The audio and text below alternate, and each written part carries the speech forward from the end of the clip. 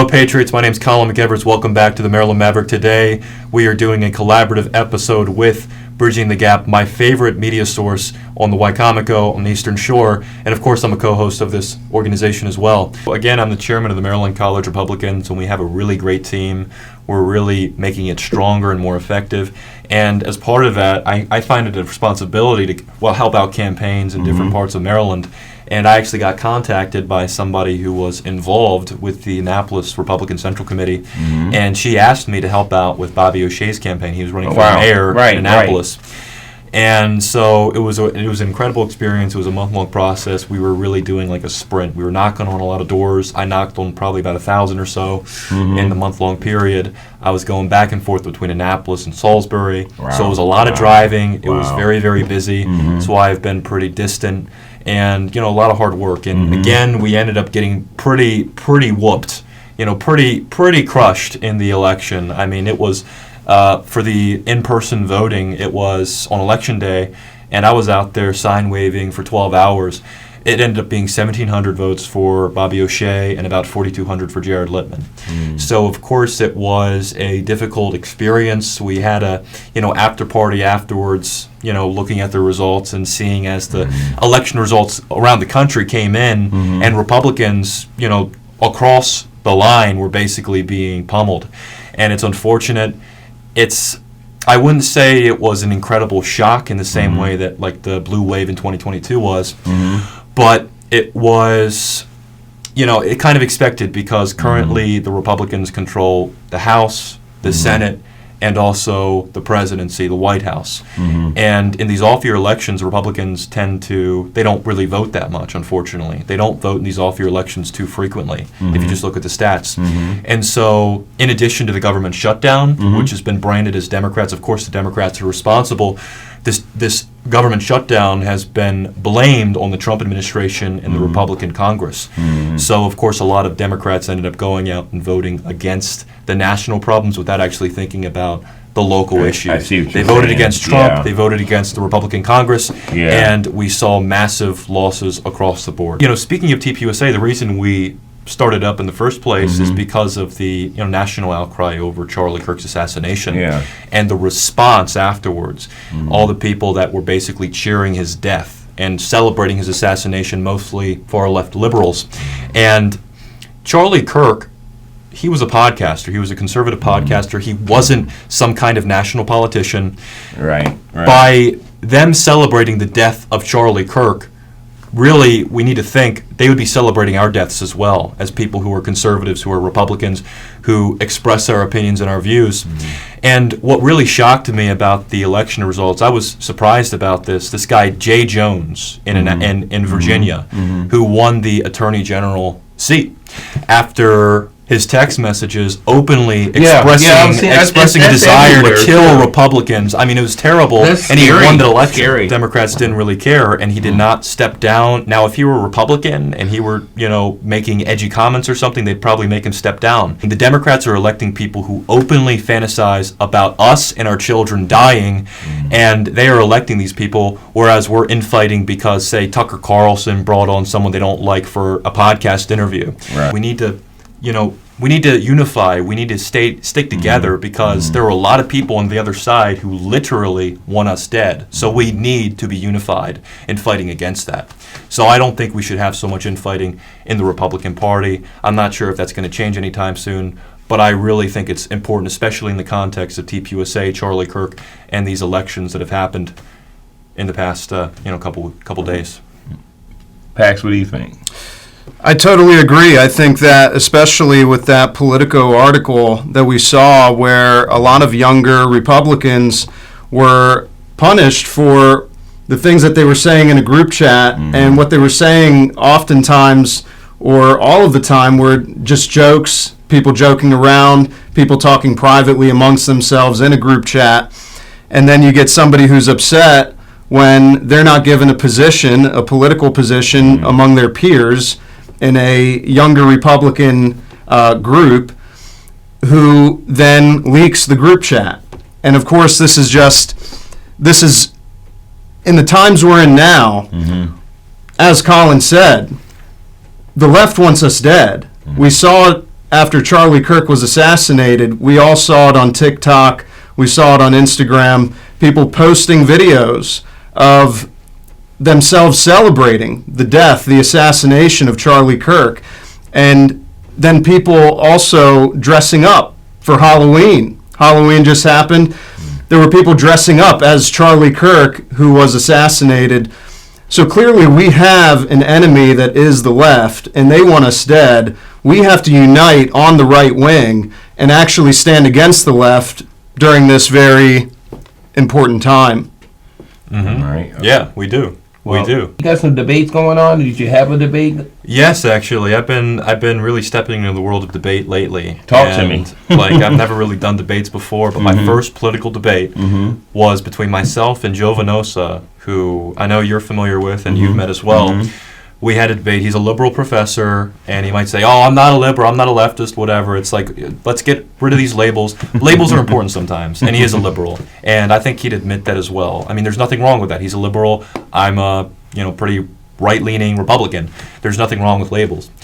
But yeah, it was a good debate. It was a good-natured debate. We had a discussion about 287G, and my position was that law and order is essential in a society, in a functioning society. We need to enforce laws in this country, and we need to look out for our American citizens.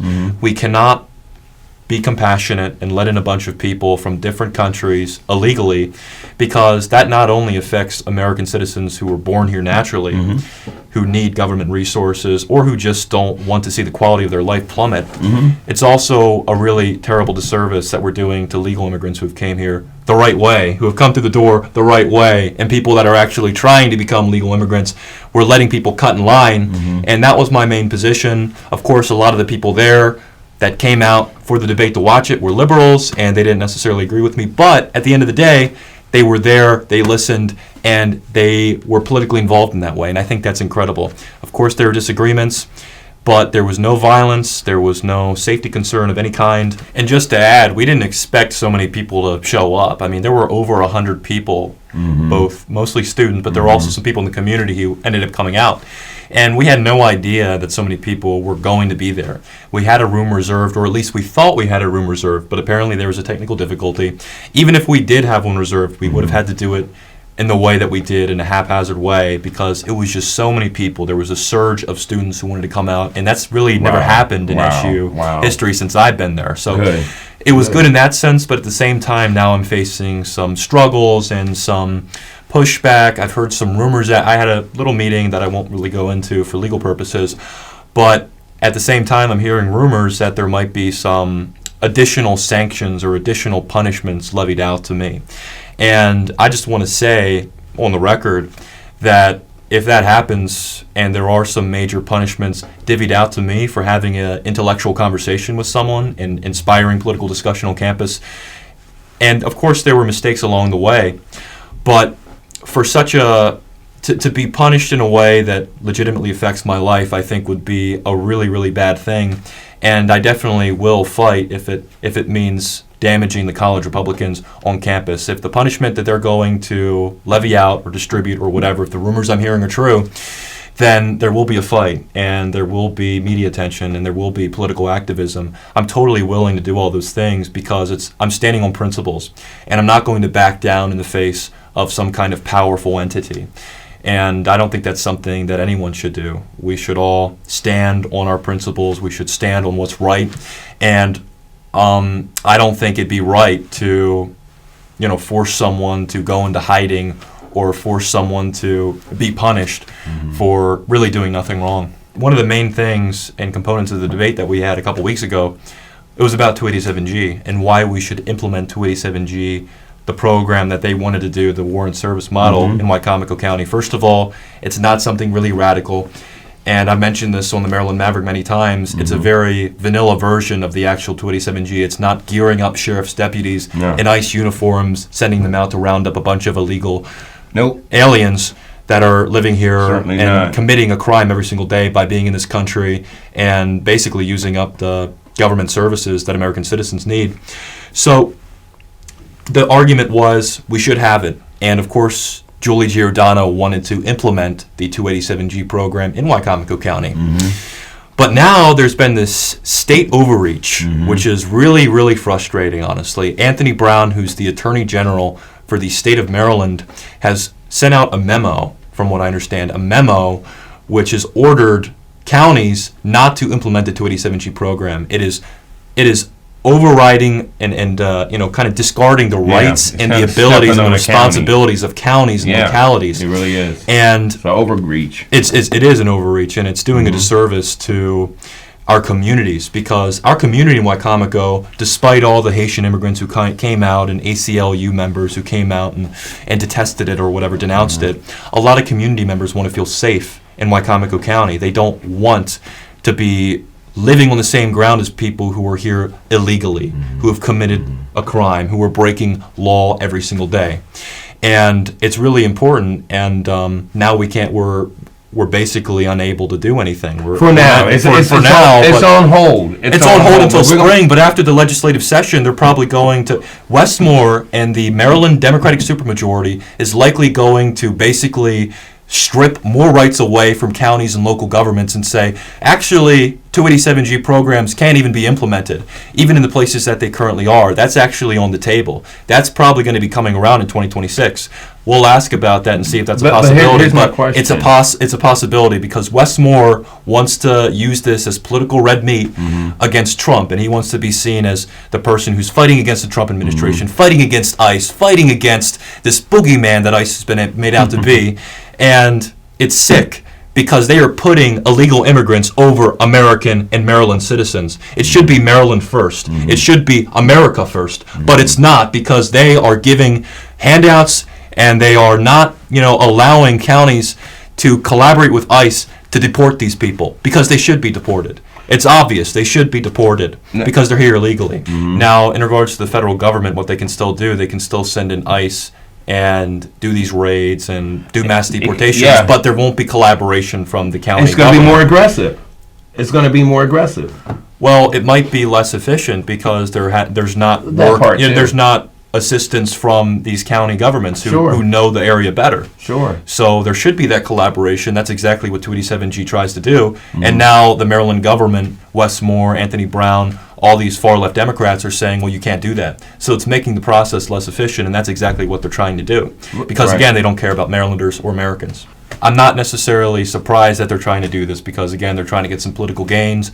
And Maryland is, of course, controlled by these far-left Democrats, people who are still funding child mutilation services to children and taxing us for that purpose, and all these other things, proposing bills to put condom vending machines in kindergarten at classrooms. Wow. I mean, I'm not necessarily surprised, but we need to make sure that people like Barry Beecham win these elections against people who are going to cave, because Josh Hastings is someone who, frankly, will go along with whatever the Democrats say, because, again, he's a Democrat, and he's going to be forced to step into line with them. If they vote on something like, whatever far-left radical agenda they want to promulgate, he'll go along with them, because they're going to give him money in order to win the election. So we need to make sure we win the election for common-sense Republicans, people like Barry Beecham. And so that's what we're going to work on. Pax is also becoming involved in the Lower Shore Young Republicans as well, and he has a decent network of people, of young men and young women who are also interested in getting involved in actually, taking back our county, taking back our state, really. I'd love to do a debate with Shore Progress. I'd love to do a debate with Jared Shaplin. That's what I'd like to do. If you're watching this, Jared, I'd like to debate you on an issue. I don't care what it is, but I would enjoy doing that, because, again, Shore Progress is the most far-left radical group on the Eastern Shore. And, of course, they're also owned by the Maryland Democratic Party. So, this is, they have candidates, like Megan out and running, and I won't talk badly about Megan for this episode, okay? I'll pass. I'll take a pass on that for now. But, scroll back through some other episodes. You can see some criticisms and critiques and such. But we could have a debate, me and Jared. I love it. I love it. Man, you've improved a lot, too. I got to tell you. Watching you from your first episodes of Maryland Maverick to what I just saw here, oh my gosh. Excellent. Excellent.